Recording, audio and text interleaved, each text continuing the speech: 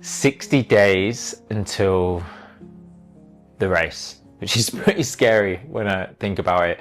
But I'm ticking along quite nicely. Last week was a great training week, over 10 hours of running, over 100 kilometers. Over 2 hours of that was at threshold pace, so that's my heart rate around about 160. Really building up those paces, and a lot of that was uphill as well. So I'm building strength for my legs, building that real aerobic engine for when it comes to race day.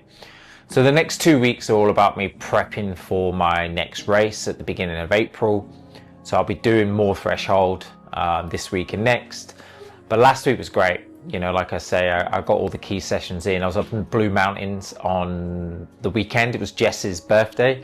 So I did 2 runs because I also had a gig up there as well. So I did a run down Kadumba, which was great. 10K with 450 meters of vert, about 5:30 pace, a bit more intensity on the way up, but kept it quite controlled because it was about 31, 32 degrees. Then after my gig, so I went and performed at the Hydro Majestic, which is such a beautiful spot, such a great place to get married. I did that, but luckily it's right near the starting line of UTA Miler. So I went and did a quick little hit out around the Grand Canyon, which is probably the most picturesque, beautiful spot in the Blue Mountains. And if you ever want the place to yourself, you go there at night because there's some weird spots where it's like nearly pitch black. And that's where I actually rolled my hip a little bit. So I was going down some stairs, I put my foot on a rock, it was really dark, and I just felt this wobble and this pop sensation in my right hip. Initially there was actually a bit of sharp pain, but that settled down quite quickly. I think I just strained it a little bit. So I've managed to massage my hip out over the last couple of days, and it seems like it's gone back to normal. So, but these are things you need to be wary of, you know, when you're training like this. You need to work out what's a niggle and what's not, and whether you need to rest or you can train through it. So I did that run. You know, that was a good 12K, and that had over 500 meters of all stairs, lots and lots of stairs. But you know, they're quite good to sort of grind up. I find it hard to run when there's lots of little steps. It's hard to get like a pace up.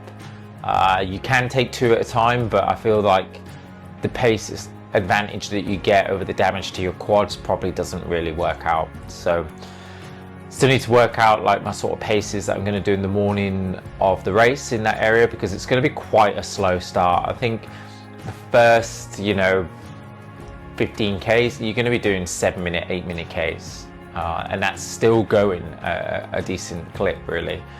So I'll work it out anyway. There'll be no pressure. You don't win or lose a race in the first 20K. And then, there's some real runnable bits after that. After you've done the climb up Lockleys, there's quite a runnable section for about 20-30 kilometers. So that'll be the time I really want to make up and leave my legs fresh for that point. So coming into the next 2 weeks, super excited. Lots of threshold work again.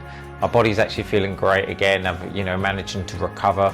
I want to get that volume up. I think 106 is just not enough over the week. I really want to be hitting these 130s. 130, I think, is the key. Do that a couple of times, because then after the race and I have a down week, I want to be hitting 130, 140 for a few weeks before I begin to taper, which is so exciting. It's coming around so fast. But thank you for joining in my journey.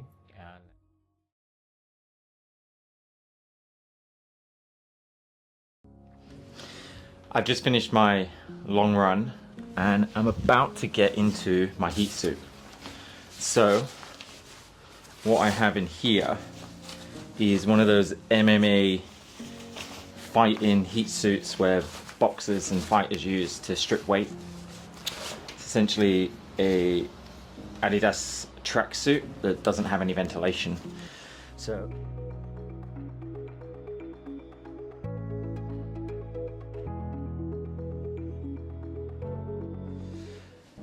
now we've got everything on my heat suit, I am ready to go. So the important thing is keeping your heart rate at a reasonable number. So I want my heart rate to be about 150, 155. Anything higher and the effort is just too much. It's too much stress on my body.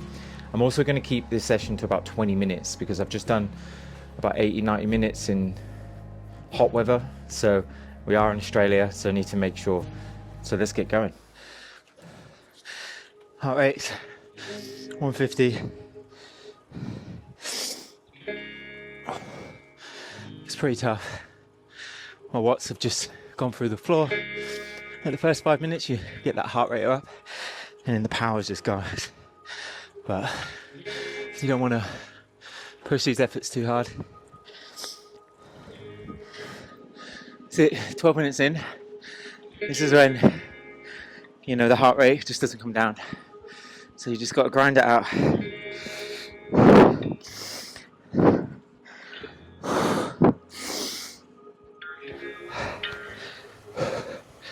Heart rate's pretty much stuck at 150 the whole time, which is good. Didn't let it get up too high.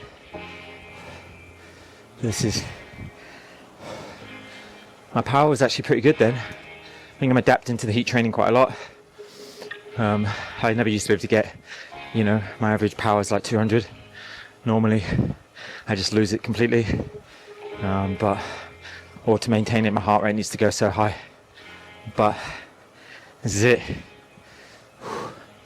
That's what you need to do.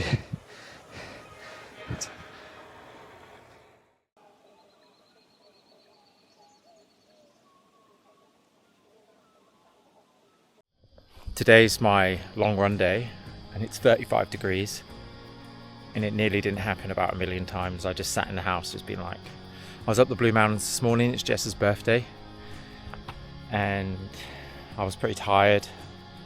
I had a couple of niggles after my run yesterday after sort of wobbled on a rock, so my right hip's I felt a little pop, but it's alright. And then the heat, and I was just all these excuses where I was like, I'm just not going to do today, I'm just going to give it a skip and just settle for 84 kilometers. But then I thought, you know, these excuses, missing one workout when I can actually do it, let's just get out there and see what happens. So that's my plan. I just said, look, I'm going to go out, see what happens when I get to 10k, see what happens when I get to 20. And you know, worst case scenario, I'll bail at 12 kilometers. Best case scenario, I do 20 or 35, we'll see. But yeah, 35 degrees, fucking hot. But I'm keeping my heart rate pretty low, so let's see how we go.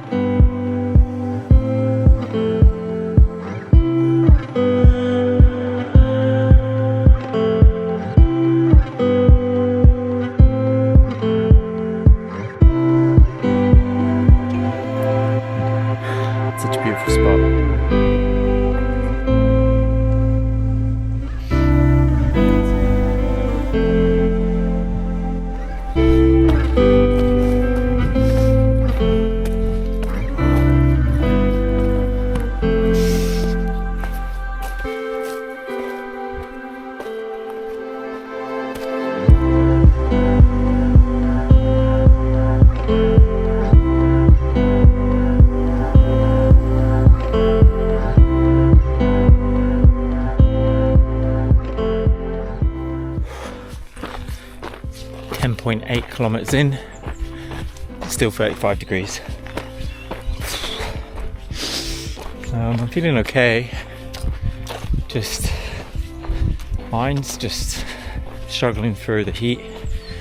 I just feel like cutting it short, but there's no other reason for me to cut it short apart from I'm just struggling through the heat. But it's these sort of runs where you can push through them sometimes that really help with your mental training, build up that mental resilience. This is an opportunity here.